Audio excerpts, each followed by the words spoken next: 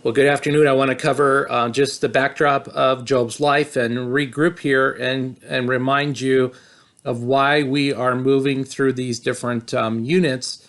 And we're trying to cover the entirety of the Bible in our 8 weeks together. And so in week number 2, we covered the life of Job and we considered suffering, a time of testing in his own life and how he had to endure, how he asked questions of the Lord, and you may go through those particular seasons as well.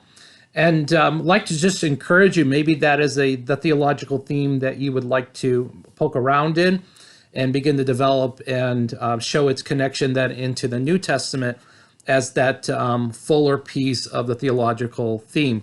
Of course, you don't need to go there, but if you were to do a study on suffering and dealing with pain in your life, I would even go back to the stories of Abraham and Sarah. Joseph would be another situation where here are individuals feeling trials in their particular life setting. For Abraham and Sarah was not having children or waiting on the Lord to have children. And of course, Joseph going through some hard days with his brothers and being put in a pit, eventually sold into slavery, finds himself in the hands of the Egyptian. So the stories of Scripture indeed communicate the concept or the biblical theme of suffering, and we spend some considerable time in the life of Job. And God takes and He gives, and that's the theme of Job's life. God gives and He takes, and that is the wrestling match that he is contending with the Lord.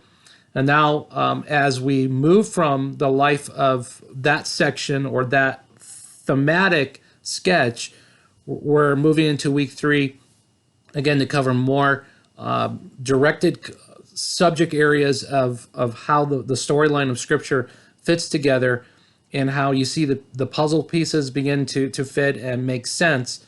And hopefully you're seeing these pictures of Christ along the way as getting us ready to move into the New Testament through our next few weeks.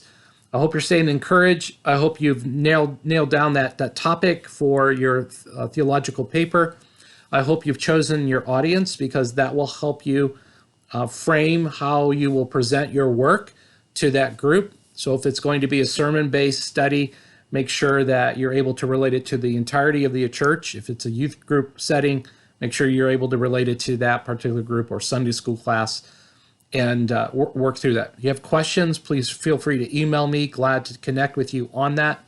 Stay safe, warm, for those living in the Midwest enduring some snowstorms. I hope you're encouraged today and look forward to interacting with you as we continue along in the class.